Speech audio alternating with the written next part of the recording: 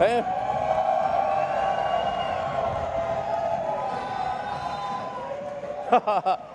Great outfit.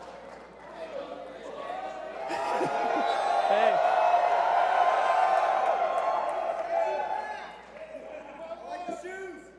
Yes.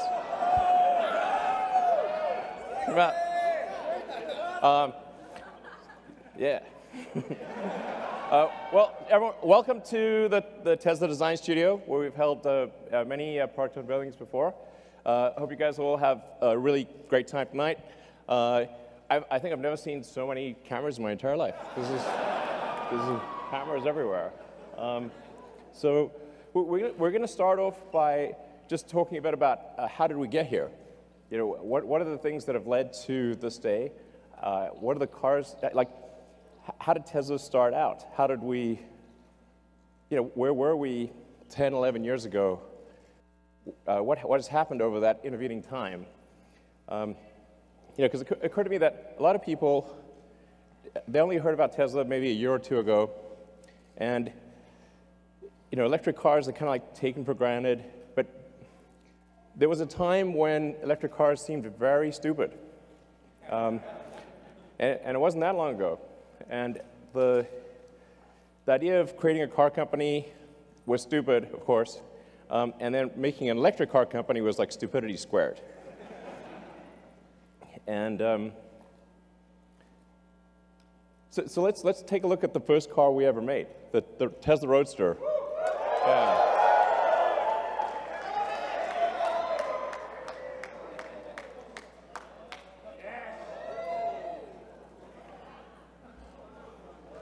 All right. It's a bit small. It's great. It's great. So the crazy thing is, if you go back 11 years today, Tesla had made one car, that car. That's serial number 1 of Tesla. So that's my car, actually. So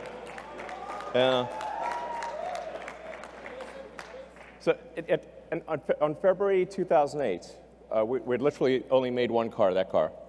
And it didn't really work very well, I have to say. It broke down a lot. And it took us another 3 months just to make the second car. And now we've made about 550,000 cars. Yeah. So,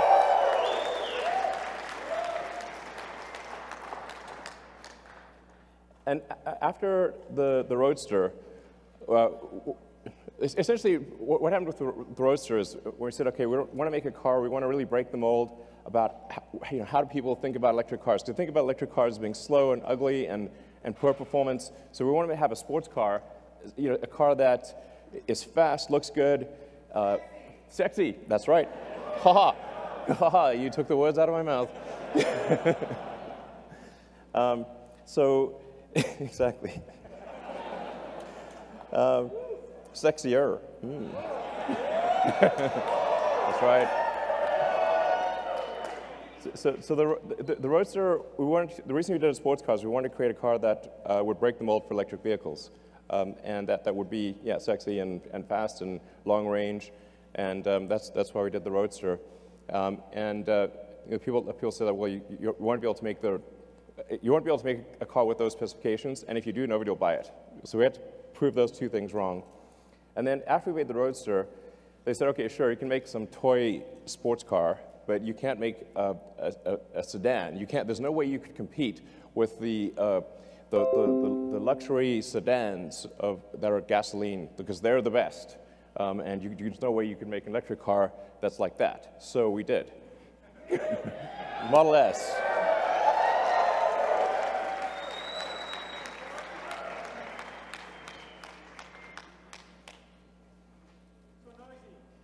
Exactly. So noisy. Where are all the fumes? Where's the exhaust pipe? Where do you put the gasoline?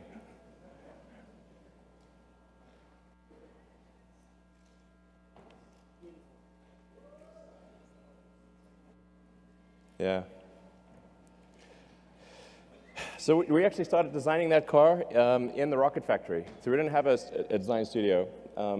We took a little corner of the rocket factory, and Franz joined, and we just, with a tiny crew in a corner of the rocket factory, we designed that car. I think that car was really important because it was competing against the best of the gasoline cars. So if you can make an electric car that can beat the best of the gasoline cars, it's a very powerful statement to prove that you can go electric. So then, working on from the Model S, which, by the way, in terms of where the name comes from, actually, I like calling things what they are. So Roadster is called Roadster because it's a roadster. There is no good word for sedan. So we couldn't call it the sedan. It wouldn't work. Or saloon. There's just like literally no word. So the Model S stands for sedan. And this is how out of touch I was. I actually didn't realize at the time that Model S also means models. and then I had like at one point a license plate that said Model S2 because it was like the second production Model S. And it was like, and as I was walking away from my car, I said, "Wow, what a jerk! His license plate says Models 2." Yeah, I'm like, okay, better not have that license plate. So, but then going from the Model S, we said, okay, we want to make the best SUV in the world. We want to do something. We kind of got carried away actually with the Model X. We was like, let's have practically every technology and whiz-bang thing we could possibly think of. The Model X is like, as a car, it's like a Fabergé egg meets a spaceship. It's like, it was insanely difficult, but it is an amazing vehicle. Let's bring it out.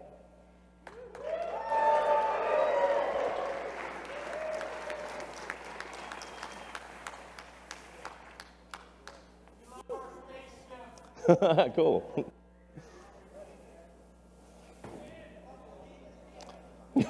Yeah. You can see a certain position forming, maybe. So the Model X, like I said, it really feels like a Fabergé egg spaceship. It's X for crossover SUV. But then after we had the Model S and Model X, I thought it'd be pretty funny if we had the Model E. But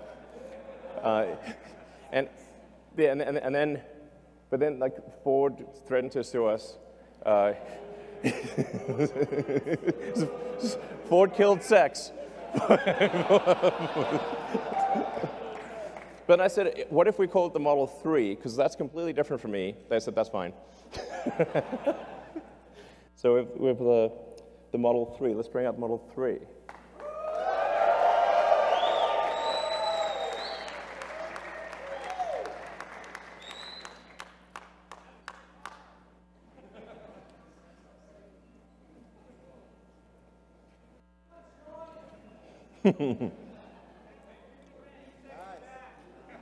That's right, exactly. Exactly, smart summon with a person.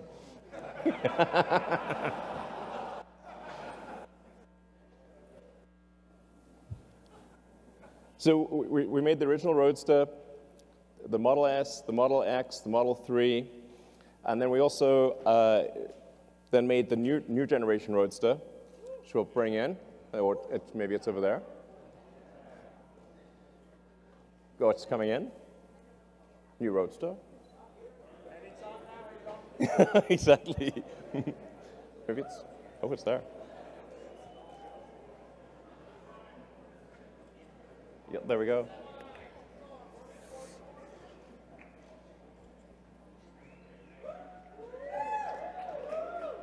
Sweet. Hey, sure. Yeah, my man! So, yeah, here we have the original Roadster, the new Roadster. Yeah. And then, hey, how's it going? And then the Semi.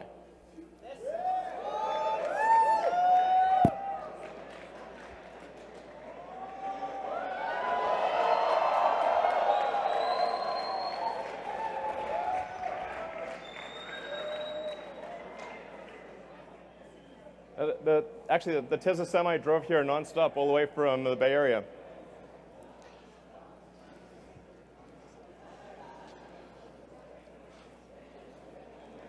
So that Tesla Semi, a 500-mile range electric semi.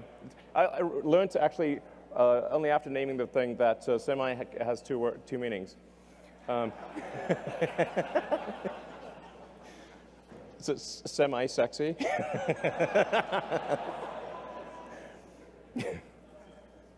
So, yeah, so we're really excited about bringing those products to market. So that's sort of talking about our products. But then the factories are as much the product, if not more, than the vehicles themselves.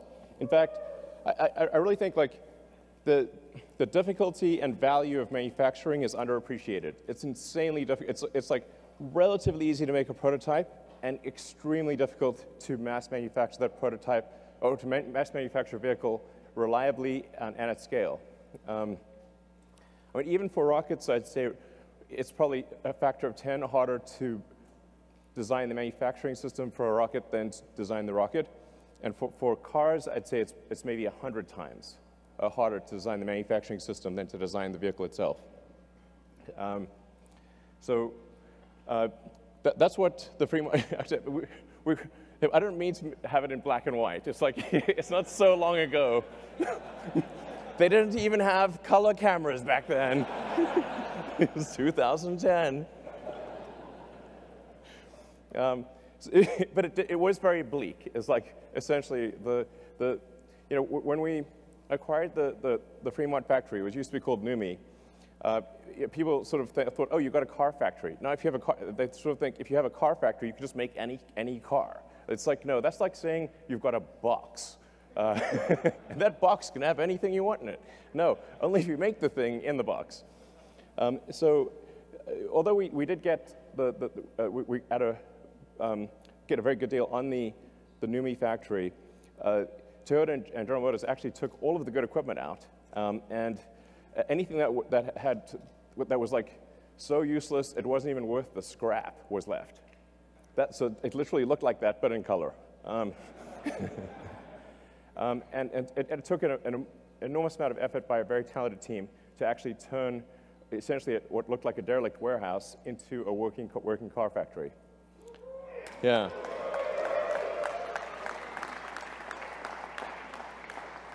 So, and in fact, like today, the Fremont factory, which is an enormous building, I think it's like the second or third biggest building in the world by footprint, is so dense, so densely packed with people and robots. But this picture has like robots, but there's 20,000 people that work at the Fremont factory across 4 or 5 shifts. So it's really a massive amount of people and robots. So it's like this giant cybernetic collective.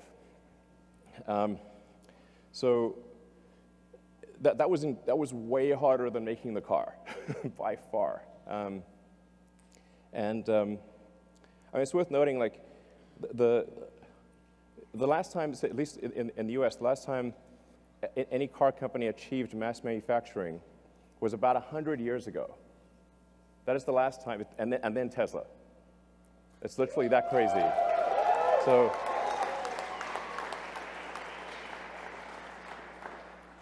the issue is definitely not coming up with a car design. It is absolutely all about building the production system. You want to have a good product to build, but that's basically the easy part. Then the factory is the hard part.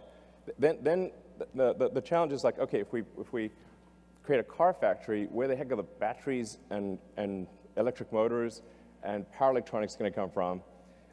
And that's where we need to say, okay, we better build something that's capable of 50 gigawatt hours at least of cell output, which at the time when we proposed the Gigafactory, I believe like total global output of lithium-ion batteries for all purposes, phones, laptops, cars, anything, was about 30 gigawatt hours.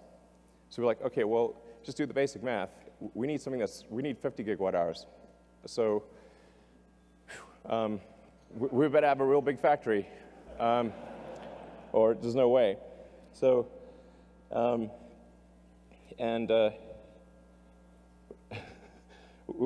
were going to build it in California, but like it would have taken 2 years just to get the permits. So we built the Gigafactory in the amount of time it would have taken to get the permits in California. That's what the Gigafactory looked like in 2010. It was basically rocks and bushes, okay? And now this is what it looks like now.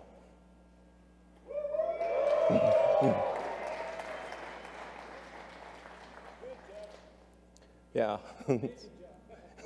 So, and it's only about a third complete. So this one complete, I think it's about 4 or 5 times the size of the Pentagon. So it's kind of difficult to appreciate scale, but although it's really quite tall, it's like 70 feet tall. So the volume of it is just mind-blowing. It takes 2 hours just to walk around it. So, again, it's work of a tremendously talented team working like crazy, like tens of thousands of people to produce this factory. And today it produces more lithium ion than the rest of the world combined. So.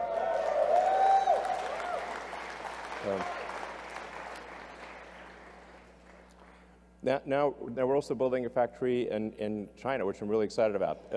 As you can see, it's very impressive. Very impressive. A large puddle. So when I was there in January, that's what it looked like when we did the groundbreaking ceremony, and this is what it looks like now, 3 months later. But this is what it will look like at the end of the year.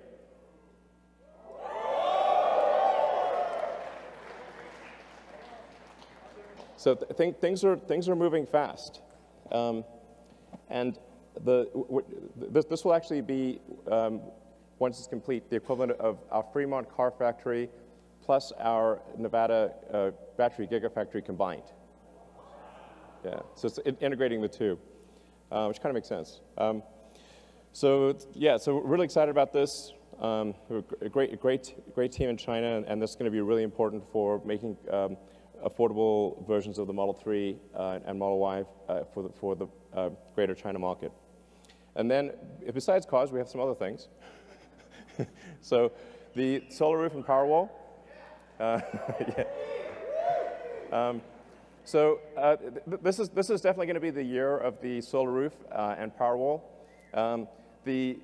Because of like extreme challenges with the Model 3 production, we have to basically allocate all resources to Model 3 production because otherwise we're going to die. And so basically, it was pretty tight, I have to say. That was a hard one. I would say like 2018 was probably felt like aging 5 years in one. Honestly, it was really intense. So, thank you for supporting Tesla through this difficult period. Thank you. Yeah.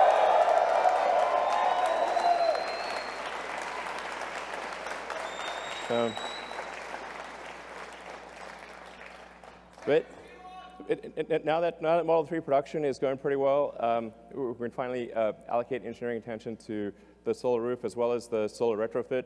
I'm pretty excited about both the solar tile roof and the solar retrofit and Powerwall. Like part of the reason we couldn't make Powerwall is we couldn't make enough cells. So we had to either allocate cells to the car or to the Powerwall. And I was like, well, we've got to make the cars. So then Powerwall got cell star, basically. But 2019, so we are now going to ramp it up. And then PowerPack. So PowerPack is kind of like our industrial strength battery storage system. We did the biggest battery storage system in the world in Australia. And yeah, that was really super cool. And then we're doing one that's roughly a gigawatt hour scale in California. So just in Southern California, right nearby, we're building a gigawatt hour scale PowerPack. And so we expect this to ultimately be really critical for transitioning the world to sustainable energy. Obviously, you have to have sustainable energy production and sustainable energy consumption. So the sustainable energy production needs the solar panels plus the battery, because the sun doesn't shine at night, and then those electric cars, electric vehicles in general. Yeah. So, but I mean, the really exciting thing is if you have, with solar plus battery plus electric vehicles, we have a fully sustainable future. This is a future you can feel really excited and optimistic about. I think it really matters. Yeah.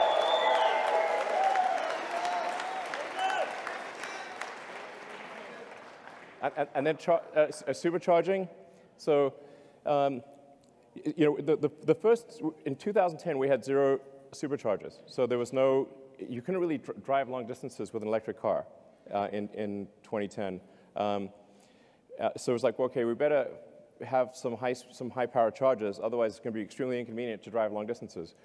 So built into the Model S was a high voltage DC bypass directly to the pack, so you can just sort of mainline power right into the pack. And then then nobody was building high power chargers, so like, okay, we better build these high power chargers because nobody's building them.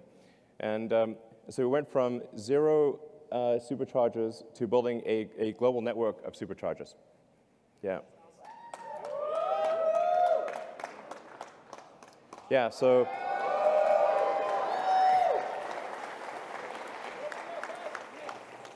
it's pretty nutty. Each one of those is a supercharging site. So supercharging team does an incredible job building a global network of superchargers that allow you to travel to a massive section of the world, basically anywhere in North America, almost anywhere in Europe, most places in China, not the Gobi Desert yet, but most places. We'll cover the Gobi Desert. We'll get there. And Saskatchewan, I swear to God, there is. I've specifically asked about the Saskatchewan supercharger, and I'm told it is under construction. So absolutely, I've asked about it like twice. I'm told it's going to be completed soon, and then you will actually be able to drive across Canada. So yes, Hawaii. Kazakhstan. Actually, we have some great supporters in Kazakhstan. I think we probably, we should have, we will build superchargers in Kazakhstan. There you heard it right here. Anyway, we're going to build a lot more superchargers. And we have actually a version 3 of the supercharger that we just unveiled. And in fact, yeah.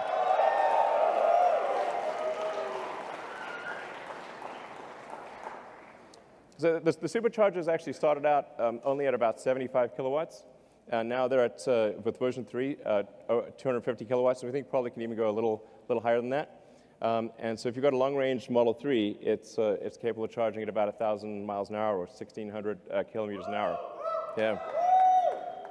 So, and we have one working in the Bay Area, and then the one here at the design studio is also working as of tonight. So, yeah. So we're going to be rolling out the version 3 supercharger throughout the world, just gradually upgrading the existing sites as well as adding new sites. So we did slow down the supercharger rollout a little bit because we wanted them to be version 3 instead of version 2. But now that we have version 3 running, and we're going to spool up production, and so you're going to have like a radical improvement in supercharging worldwide by sometime next year. Yeah. So in terms of where we are today, we got obviously the S3 and the X. We've made, I think, 550,000 vehicles, something like that. 12 months from now, we will have made about 1 million vehicles. So it's pretty wild to think that 11 years ago today, we had made literally 1 car, and a year from now, we will have made 1 million. Yeah. I mean, this is a testament to the incredible talent and effort of the people at Tesla. I was to say thank you to people at Tesla. You guys are incredible.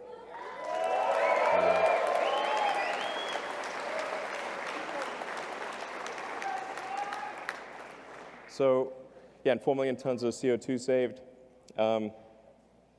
In fact, with the 4 millionth ton, it just ticked over like an hour ago. So the 4 millionth ton just ticked over tonight. Yeah. So, just talking a bit about like, what were the thoughts back then? What were some of the comments? Let's see. The internet is forever. But this is a mere like taste. It was like I said, electric cars were considered extremely impossible and stupid, and in various forms. You're a fraud. Like okay, you can drive that fraud. Okay, and then now things have changed. Yeah.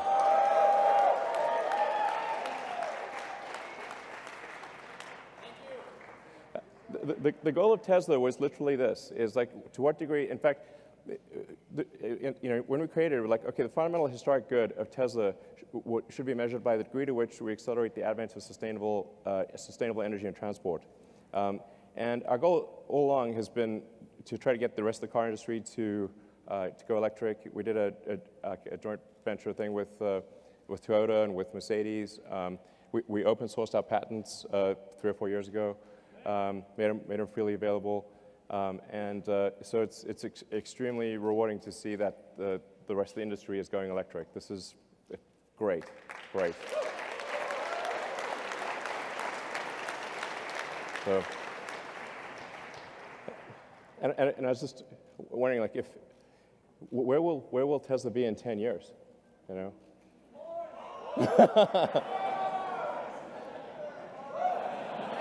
Mars. Exactly. We will be driving a Tesla on Mars. I think we could. I think we actually could. Okay. Tesla will be on Mars in 10 years. I think it will. I think it will. So after that extended history lesson, what about the actual reason you came? Okay. There's a missing car. It starts with a Y, ends with a Y, and that's Y in the middle. Bring out the Model Y. Oh wait, yeah.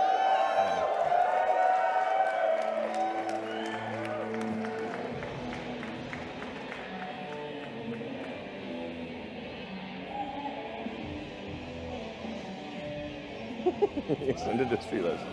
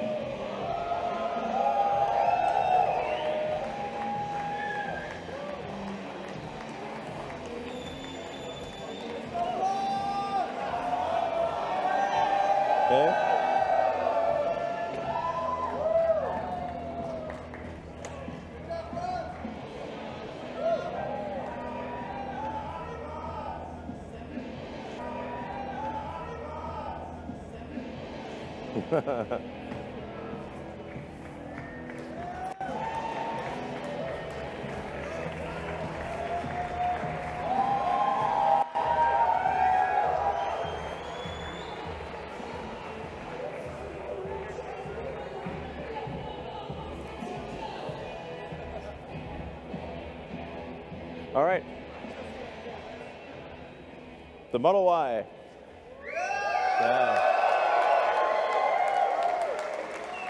So, like the 3, it will be extremely safe. So that you may know the Model 3 has the lowest probability of injury of any car ever tested by the US government. The Model Y, we expect, will have a similar result. 5 stars in every category. With the battery pack low in the floor, it's going to have a very low center of gravity. So this will, it has the functionality of an SUV, but it will ride like a sports car. So this thing will be really tight in corners, and we expect it will be the safest a mid-size SUV in the world by far. And at Tesla, we actually always design with safety as the #1 goal. It's like people think, okay, performance, sure, but safety first. This is actually by far the most important thing. But it's also going to have incredible performance. So we expect to have a 3.5 seconds 0 to 60. Yeah, it's good. And very low center of gravity, so great handling. It's testing out at a 0.23 drag coefficient, which is extremely good for an SUV. And in terms of range, 300 miles. Yeah. So we expect to have an EPA range of, an actual true usable range of 300 miles. So, yeah. Yeah. From an interior standpoint, it has a panoramic glass roof. And by the way, after I'm done here, you guys will be able to come up and like check out the car. So it's like, so it's going to have a panoramic glass roof. It like really feels like, just like the Model 3, if you're in the car, it just feels like you can see the sky.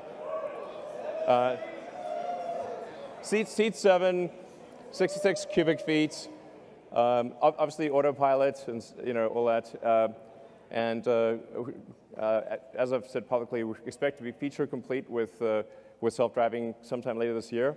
And then as we prove out the safety with billions of miles and kilometers, we will, from our standpoint, feel it's like safe enough to not pay attention and then get the regulatory approval sometime thereafter. But the cool thing is feature complete. Like it'll be able to do basically anything by the end of this year. Just with software upgrades, which is pretty cool. So let's see, Model Y lineup. Okay, there you go. So yeah, the basically long range one we expect to be about $47,000, and then sometime in 2021 we'll have the sort of standard version, which will have a $39,000 price point. So, yeah.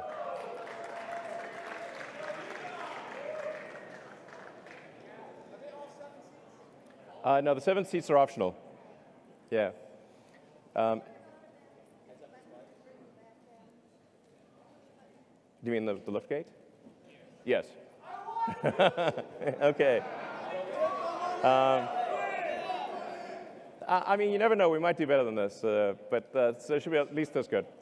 So, so I think it's going to be really compelling. I'm confident that it'll be of any mid-size SUV, it'll be the one you want. Yeah, I think it'll probably sell. I think we'll probably do more Model Ys than S, X, and 3 combined, most likely. Yeah. So, so there you have the sexy presentation. So, all right. Thank you all for coming. Those of you who are here and those of you who are watching, thank you very much for your support over the years. It's been, a hell of a ride. I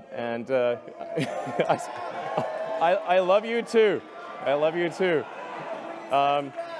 We are bringing sexy back quite literally. All right, thank you.